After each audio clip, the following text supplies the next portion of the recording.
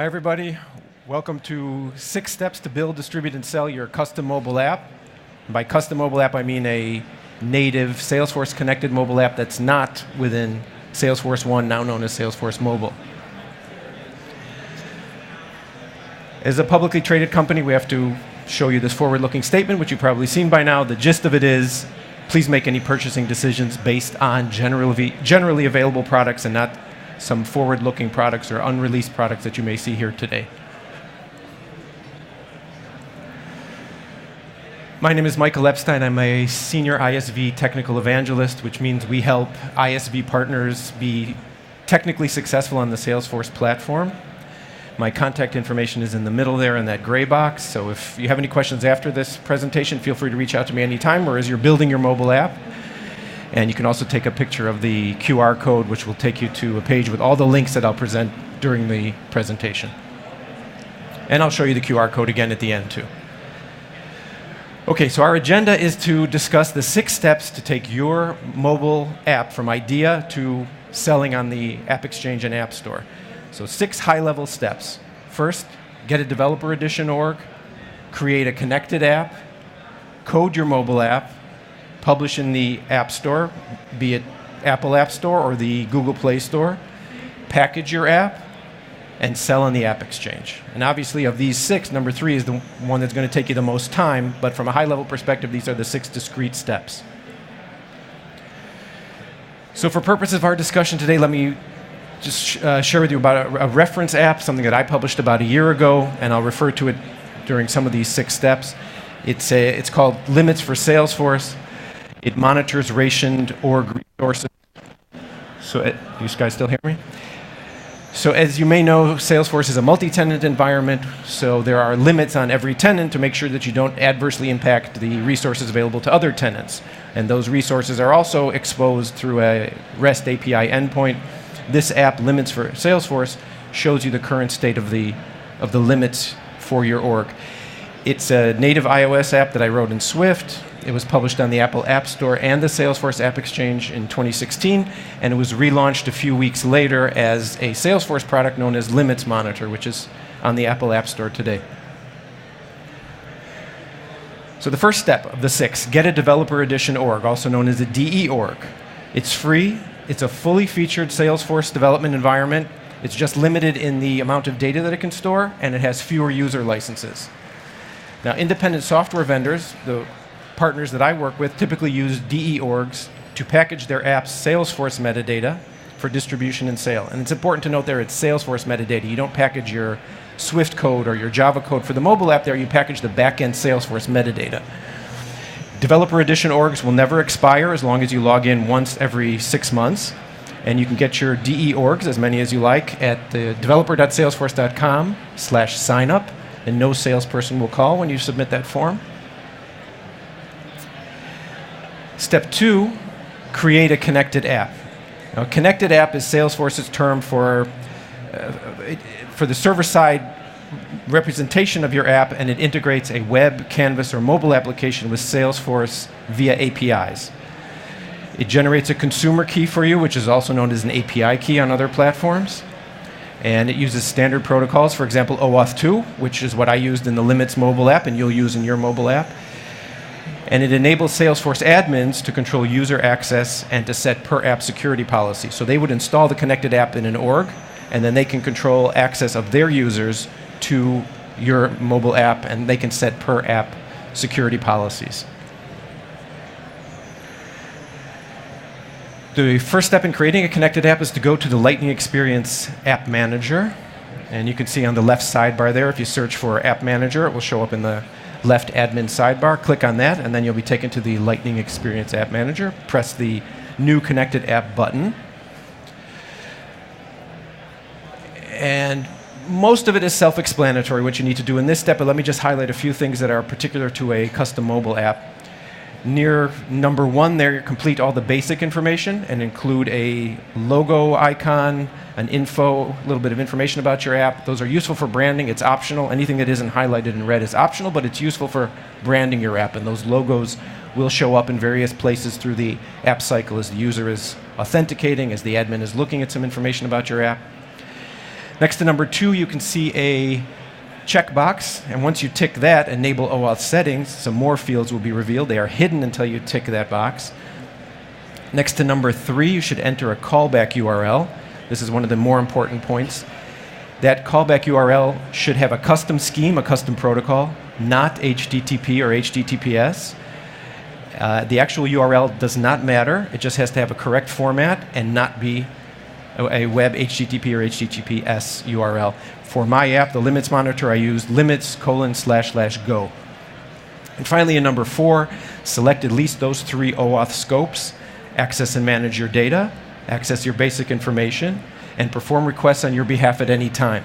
And that last one is what will enable users of your app to launch the app again and again without having to re-log into Salesforce. Unless the admin has logged them out on the back end, they'll be able to continue using your app without having to authenticate with each use.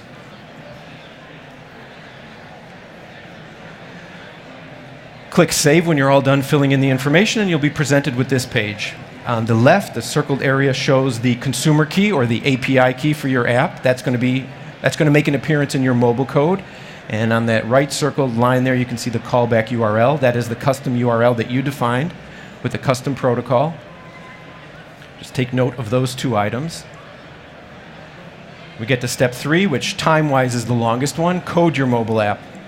And I urge you to focus on building your app and the innovation in your app and the business logic of your app, and not the OAuth 2 authorization and the token refresh and what we call the OAuth dance. So you can avoid doing that by using at least one of these 2 frameworks: the Salesforce Mobile SDK, which is the official Salesforce software development kit for mobile developers. It's written in Objective-C. It's supported in a Google Plus community where Salesforce employees are also participating. It comes with offline capability, so you can build offline features into your app. There are versions for iOS, Android, React Native, and hybrid apps, and it's open source. You can find it at that URL there. For my app, for the Limits Monitor app, I used Swiftly Salesforce instead, which is a framework that I wrote. I just released version 6 a couple days ago. It's all Swift 4, which is the latest version. It's very lightweight, very easy to set up. It uses promises for easy asynchronous coding. It allows you, thanks to Swift's 4 codable protocol, for those of you who are Swift developers, you'll know it's a new feature of Swift. It makes it really easy to integrate your own custom model objects. You can pair Swiftly Salesforce with Realm or Core Data for offline capability, and Swiftly Salesforce is also open source at git.io/Swiftly Salesforce. So as I mentioned, if you use either Mobile SDK or Swiftly Salesforce, all this OAuth dance is abstracted away from you, the developer. But I just want to highlight a little bit of what you're not having to code and what's going on in the background. Your mobile app, or Swiftly Salesforce doing it for your mobile app, or Mobile SDK will load a web browser which directs the user to the Salesforce login page. And it's very important that it be the Salesforce hosted login page. Your app should not have a form where you request the username and password, hold it for the user, and then submit that to Salesforce. You should direct the user to a Salesforce hosted form so that your app never handles the credentials. That's the prescribed best practice, best security practice method. That's called OAuth 2 user agent flow.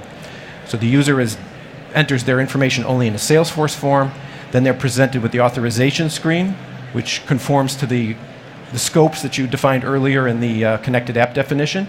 And then once the user authorizes your app, and having correctly entered their username and password, Salesforce will direct them back to your callback URL. And then the OS, be it iOS or Android, will know how to then turn control back to your app. And the callback URL will have appended to it a access token and a refresh token.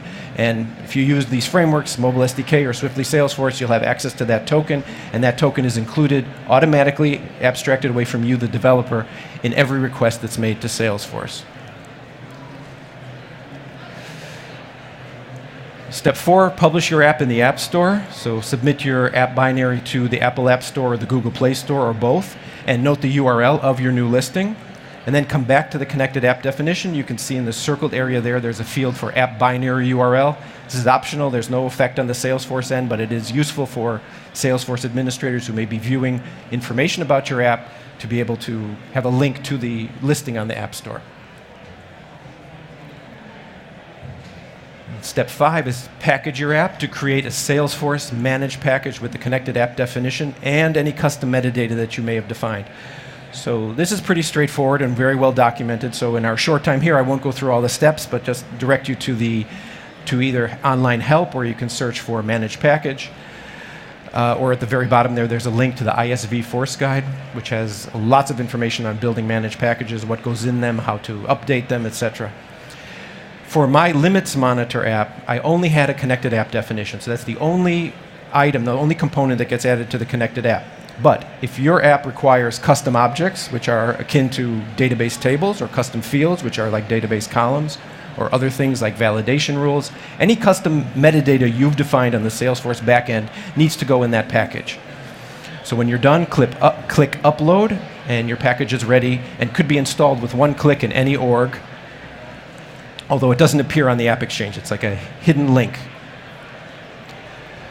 Finally, step 6, sell your app on the AppExchange. So we can only really skim the surface here. There's a lot of information for partners at partners.salesforce.com. And if you have time this week, also, I urge you to step over to the Park Central Hotel, the Partner Lodge. Lots of information there about partner programs, partner benefits, going to market with Salesforce, security review. So the second step here that I did for Limits Monitor was to submit my app for AppExchange security review. You prepare your AppExchange listing, which is pretty similar to preparing an Apple App Store listing. You provide information about your app, some screenshots, links for support, pricing, and finally, go to market with Salesforce. So once you've passed the security review, prepared your listing, you can go live on the AppExchange and have a listing that looks similar there, which is a screenshot of the new AppExchange. Now, if you notice at the beginning on my map of this trail, there were two little gray paths. Now they're green. You might want to deviate from this prescribed 6 steps, and I'll discuss with you 2 deviations and why you might want to consider them and why I'd still recommend that you stay on the path. So the first deviation you might consider is to skip creating a managed package. You may not want to create a managed package if all you have in there is a connected app definition like I had for the Limits Monitor app. You actually don't have to package it. Users can still access your mobile app, use it with their org, and even if you didn't package it. And maybe you want to sell your app yourself. You're just going to distribute that link to your managed package. You're not going to list on the AppExchange. So why bother? Why package? Well, why I recommend that you don't go off the trail, that you do package your app. First of all, Salesforce admins, if they learn that their users out in the wild are using some mobile app that they're not aware of, they may view that app as being suspicious or subverting their access controls.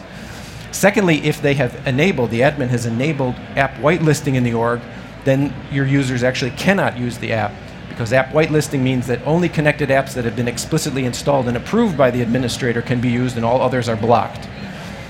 Thirdly, if your app requires any custom metadata, custom objects, custom fields, custom validation rules, etc., then you must package those, and the admin must install in the org that your mobile users are going to access. And finally, it only takes a minute, especially if you're only packaging a connected app definition, so why not? It's really easy, doesn't take much time. Second little detour you might want to make is to skip selling on the AppExchange. So let's say you don't want to create a public listing on the AppExchange. You're just going to rely on your AppStore listings. You're going to market your app yourself and not list on the AppExchange. Why might you want to do that? Security review can be expensive, and maybe you don't want to share revenue with Salesforce. The partner programs are typically revenue share models. However, why I would recommend that you stay on the trail, passing the AppExchange security review, although it's an onerous, sometimes difficult process, it's very valuable. It's quite a stamp of approval in the market to have passed the Salesforce security review, so I believe it's well worth the time and expense. If, however, you're offering your app for free, actually security review is free. The AppExchange is the place where customers are going to shop for Salesforce-related apps, so if you're selling to Salesforce users, that's the place you want to be. And the Salesforce Partner Program offers a lot of invaluable technical, sales, and marketing assistance to help you succeed. And again, I refer you to the partners.salesforce.com online and to the Partner Lodge at the Park Central Hotel this week.